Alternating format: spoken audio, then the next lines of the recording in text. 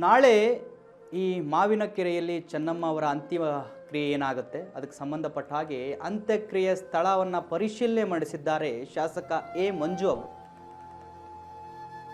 ನಾಳೆ ಮಾವಿನ ಕೆರೆಯಲ್ಲಿ ಚೆನ್ನಮ್ಮ ಅವರ ಅಂತ್ಯಕ್ರಿಯೆ ಇರುವ ಸಂಬಂಧ ಅಂತ್ಯಕ್ರಿಯೆ ಸ್ಥಳ ಪರಿಶೀಲನೆ ಮಾಡಿದ್ದಾರೆ ಶಾಸಕ ಎ ಮಂಜು. ಚೆನ್ನಮ್ಮ ನಮಗೆ ಆಶಾಕಿರಣವಾಗಿದ್ರು ಅಂತ ಹೇಳಿ ಎ ಮಂಜು ಅವರು ಹೇಳಿರ್ತಕ್ಕಂಥದ್ದು. ಮಾವಿನ ಕೆರೆಯಲ್ಲಿ ಸ್ಮಾರಕ ನಿರ್ಮಾಣ ಅಂಥೇಳಿ ಎ ಮಂಜು ಅವರು ಹೇಳಿದ್ದಾರೆ. ದೇವೇಗೌಡರ ಪತ್ನಿ ಚೆನ್ನಮ್ಮ ನೆನೆದು ಶಾಸಕ ಎ ಮಂಜು ಅವರು ಭಾವುಕರಾಗಿದ್ದಾರೆ.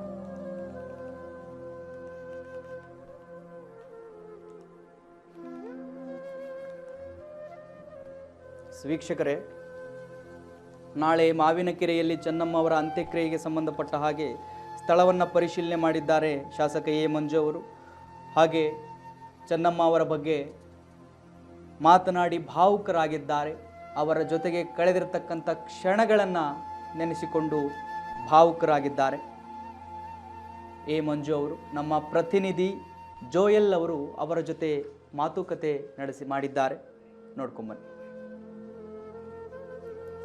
ಮಾಜಿ ಪ್ರಧಾನಿ ದೇವೇಗೌಡರ ಪತ್ನಿ ವಿಧಿವಶರಾಗಿದ್ದು ಅವರ ಅಂತ್ಯಕ್ರಿಯೆಯನ್ನು ಮಾಡುವಂತಹ ಹೊಳೆನರಸೀಪುರದ ಮಾವಿನಕೆರೆಯ ಶ್ರೀ ರಂಗನಾಥ ಸ್ವಾಮಿ ಬೆಟ್ಟದ ತಪ್ಪಲಿನಲ್ಲಿ ಅವರ ಅಂತ್ಯಕ್ರಿಯೆಯನ್ನು ನಡೆಸಲಾಗುತ್ತೆ. ಆ ನಿಟ್ಟಿನಲ್ಲಿ ಅದೇ ಒಂದು ಪ್ರದೇಶದಲ್ಲಿ ಈಗಾಗಲೇ ಏನು ಶಾಸಕರಾಗಿರುವಂತಹ ಮಂಜು ಅವರಿದ್ದಾರೆ, ಅವರನ್ನು ಮಾತಾಡಿಸ್ತಾ ಹೋಗೋಣ. ಅವರು ಈಗಾಗಲೇ ಸ್ಥಳವನ್ನು ಪರಿಶೀಲನೆ ಕೂಡ ಮಾಡಿಸಿದ್ದಾರೆ. ಸರ್, ಈಗಾಗಲೇ ತಾವು ಸ್ಥಳ ಕೂಡ ಪರಿಶೀಲನೆ ಮಾಡಿದ್ದೀರಾ. ಸೊ ಇದೇ ಸ್ಥಳದಲ್ಲಿ ಅಂತ್ಯಕ್ರಿಯೆ ಕೂಡ ನಡೀತಾ ಇರುವಂಥದ್ದು, ಏನು ಹೇಳ್ತೀರಾ ಸರ್? ನೋಡಿ, ಅವರು ದೈವ ಭಕ್ತರು. ಈ ಅದು ಅಲ್ಲದೆ ಮಾವಿನಕೆರೆ ಬೆಟ್ಟ ಅಂದರೆ ಆ ಕುಟುಂಬಕ್ಕೆ ಭಾರಿ ಒಂದು ವಿಶೇಷವಾದಂಥ ಬಾಂಧವ್ಯ ಹೊಂದಿರತಕ್ಕಂಥವ್ರು. ಆ ತಪ್ಪಲಲ್ಲಿ ಅವರನ್ನು ಹಾಕಿದರೆ, ಅವರು ಸಂಸ್ಕಾರವನ್ನು ಮಾಡಿದರೆ ಒಂದು ಅವರ ಮನಸ್ಸಿಗೂ ಕೂಡ ಸಮಾಧಾನ ಆಗ್ತದೆ, ಅటు ಕುಟುಂಬ ಕೂಡ ಒಳ್ಳೆಯದಾಗ್ತದೆ.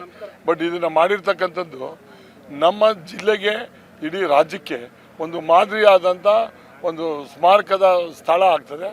ಎಲ್ರಿಗೂ ಕೂಡ ಬಂದು ಹೋಗೋರಿಗೆ ಮುಂದಿನ ದಿನಗಳಲ್ಲಿ ಇದಾಗ್ತದೆ. ಯಾಕೆಂದರೆ ಪ್ರಧಾನಮಂತ್ರಿಯವರ ಮನೆಯವರು, ಚೀಫ್ ಮಿನಿಸ್ಟರ್ ಅವರ ತಾಯಿ, ಕ್ಯಾಬಿನೆಟ್ ಮಂತ್ರಿಯವರ ತಾಯಿ, ಆಮೇಲೆ MP ಅವರ ಅಜ್ಜಿ, ಆಮೇಲೆ MLC ಅವರ ಅಜ್ಜಿ, ಜಿಲ್ಲಾ ಪರಿಷತ್ ಮೆಂಬರ್ ಅತ್ತೆ, ಈ ರೀತಿಯಾದಂಥ ಅಧಿಕಾರ ಹೊಂದಿರತಕ್ಕಂಥ ಮಹಿಳೆ ಇವತ್ತನ್ನು ನಾವು ಕಳ್ಕೊಂಡಿದ್ದೀವಿ. ನಮಗೆಲ್ಲರಿಗೂ ಕೂಡ ಆಶಾಕಿರಣವಾಗಿದ್ದರು.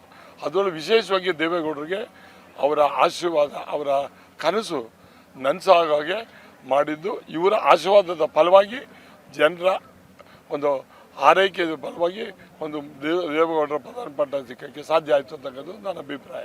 ಈಗ ದೇವೇಗೌಡರ ಕುಟುಂಬದ ಜೊತೆಗೆ ತಮ್ಮ ಒಡನಾಟ ಭಾಳ ಸುಂದರವಾಗಿರುವಂಥದ್ದು. ಆ ನಿಟ್ಟಿನಲ್ಲಿ ಸಾಕಷ್ಟು ನೆನಪುಗಳು ಕೂಡ ಅವರ ಜೊತೆಲಿ ಇರುವಂಥದ್ದು. ಚೆನ್ನಮ್ಮ ಅವ್ರ ಜೊತೆಲಿ ಒಡನಾಟ ಹೇಗಿತ್ತು, ಹೇಗೆ ಮಾತನಾಡ್ತಿದ್ರು ಅಂತ ಸರ್?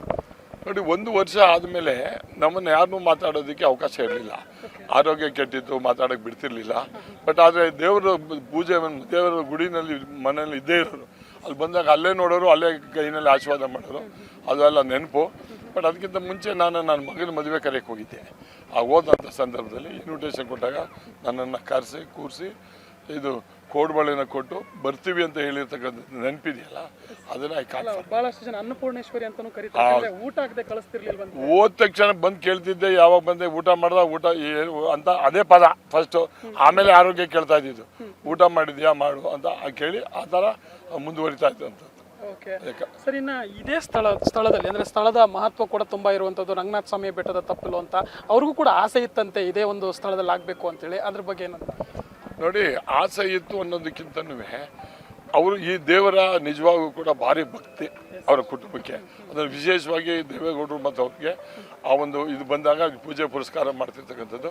ಅವ್ರಿಗೆ ಏನೋ ಒಂದು ಮೋಸ್ಟ್ಲಿ ದೇವರು ನೆನಪು ಬಂದು ಹೇಳಿರ್ಬೋದು, ಇಲ್ಲೇ ನನ್ನನ್ನು ಇದು ದಿವಸ ಮಾಡೋಂಥ ಅವಕಾಶ ಮಾಡಿಕೊಡಿ ಅಂತೇಳಿ. ಅದನ್ನು ಅವರ ಆಸೆನ ಮಕ್ಕಳು ಪೂರೈಸ್ತಾ ಇದ್ದಲ್ಲ, ಅದು ನಿಜವಾಗ್ಲೂ ಕೂಡ ಅವ್ರಿಗೆ ಶ್ರೇಯಸ್ ತರಲಿ ಅಂತಕ್ಕಂಥದ್ದು ನನ್ನ ಅಭಿಪ್ರಾಯ. ಸರ್, ಕೊನೆಯದಾಗಿ ಅವರ ಅಗಲಿಕೆ ಸಾಕಷ್ಟು ನೋವನ್ನು ಉಂಟು ಮಾಡಿರುವಂಥದ್ದು. JDS ಕಾರ್ಯಕರ್ತರಿಗೆ, JDS ಪಕ್ಷದಲ್ಲಿ ಏನೋ ದೇವೇಗೌಡರ ಕುಟುಂಬ ಅಂತಂದರೆ ಅದೊಂಥರ ಮನೆ ಥರ. ಸೊ ಅದೇ ರೀತಿ ಟ್ರೀಟ್ ಮಾಡ್ತಾರೆ. ನೀವಂತೂ ತುಂಬ ಆತ್ಮೀಯರು. ಆ ನಿಟ್ಟಿನಲ್ಲಿ ಈಗ ಈ ಒಂದು ಕಾರ್ಯಕರ್ತರುಗಳಿಗೆ, ಅಭಿಮಾನಿಗಳಿಗೆ ತಮ್ಮ ಕಡೆಯಿಂದ ಏನು ನುಡಿಗಳನ್ನು ಹೇಳಕ್ಕೆ ಬಯಸ್ತಾರೆ? ನೋಡಿ, ನಮಗೂ ಕೂಡ ಭಾರಿ ತಾಯಿನ ಕಳ್ಕೊಂಡಿರ್ತೀವಲ್ಲ, ಅದಕ್ಕಿಂತ ಹೆಚ್ಚಾಗಿ ಕಳ್ಕೊಂಡಿದ್ದೀವಿ ಅಂತಕ್ಕಂಥದ್ದು ನಮಗೆ ಬೇರೆಯವ್ರು ಯಾರು ಮಾತಾಡಲಿ ಬಿಡಲಿ, ಚೆನ್ನಮ್ಮನವ್ರು ಬಂದು ಮಾತಾಡ್ಸಿದ್ರೆ ಒಂದು ದೊಡ್ಡ ನಮಗೆ ಒಂದು ಆಶೀರ್ವಾದ ಸಿಗ್ದಂಗೆ ಇರ್ತಾ ಇತ್ತು. ಬಹುಶಃ ಅವರು ನಿಜವಾಗ್ಲೂ ಕೂಡ ಎಲ್ಲರನ್ನು ಮಾತಾಡಿಸೋ ರೀತಿ ಇದನ್ನು ನೋಡಿ ನಮ್ಮ ಇವತ್ತು ಪ್ರಾದೇಶಿಕ ಪಕ್ಷಕ್ಕೆ ಒಂಥರ ರಾಜಮಾತೆ ಥರ ಇದ್ದಂಥವರು ಅದು ಚೆನ್ನಮ್ಮನವರು ಅಂತಕ್ಕಂಥದ್ದನ್ನು ನಾನು ನೇರವಾಗಿ ಹೇಳೋದಕ್ಕೆ ಎಸ್ ಸರ್, ಕೊನೆಯದಾಗಿ ಇನ್ನು ಈ ಒಂದು ಅಂತ್ಯಕ್ರಿಯೆ ನಡೆಯುವಂಥ ಸ್ಥಳದಲ್ಲಿ ಏನೇನು ಆಗುತ್ತೆ ಅನ್ನುವಂಥದ್ದು, ಹಾಗೆಯೇ ಎಲ್ಲ ನಾಳೆ ಅಂತ್ಯಕ್ರಿಯೆ ಬಗ್ಗೆ ಮಾಹಿತಿ ನೋಡೋದಾದ್ರೆ ಸರ್? ನೋಡಿ, ಅಂತ್ಯಕ್ರಿಯೆ ಬಗ್ಗೆ ಮಾಹಿತಿಗಳು ನಮ್ಗೆ ಗೊತ್ತಿಲ್ಲ. ಅದನ್ನು ಅವರ ಸಂಪ್ರದಾಯ ಅವ್ರ ಕುಟುಂಬದ ಇದು ಏನು ಮಾಡಬೇಕು ಅಂತ ಇರ್ತಾರೆ, ಅದನ್ನು ರೇವಣ್ಣವರು ಮಾಡ್ತಾರೆ. ಬಹುಶಃ ನನಗೆ ಗೊತ್ತಿರೋಂಗೆ ಯಾರೂ ಇದನ್ನು ಪಾಲಿಸೋದಿಲ್ಲ. ನಮಗೆ ಕೆಲವರು ಅವರಂತೂ ವಿಧಿವೇಶ ಮಾಡ್ತಕ್ಕಂಥದ್ರಲ್ಲಿ ಅವರ ಏನು ಅವ್ರು ಹೇಳೋಗಿರ್ತಾರೆ ಅಥವಾ ಮಾಡಬೇಕು ಅಂತ ಇಚ್ಛೆ ಇರ್ತದೆ ಅದನ್ನು ಪರಿಪೂರ್ಣವಾಗಿ ಮಾಡ್ತಕ್ಕಂಥದ್ದು ಮಾಡ್ತಾರೆ. ಅದು ವಿಶೇಷವಾದಂಥ ಒಂದು ಅಂತ್ಯಕ್ರಿಯೆ ಆಗಿರ್ತದೆ. ಈ ಅಂತ್ಯಕ್ರಿಯೆ ನಮಗೆ ನೋವಿದೆ, ಬಟ್ ಆದರೆ ಆ ಕುಟುಂಬಕ್ಕೆ ಒಂದು ದೇವರು ಧೈರ್ಯ ಕೊಡಲಿ ಅಂತ ಹೇಳಿ. ಶಾಸಕರಾಗಿರುವಂತಹ ಎ ಮಂಜು ಅವರ ಮಾತು. ವಿಡಿಯೋ ಜರ್ನಲಿಸ್ಟ್ ಆದಿತ್ಯ ಜೊತೆ ಜೋಯಲೇಗೌಡ್, ಸಂಪೂರ್ಣ ನ್ಯೂಸ್, ಹಾಸನ.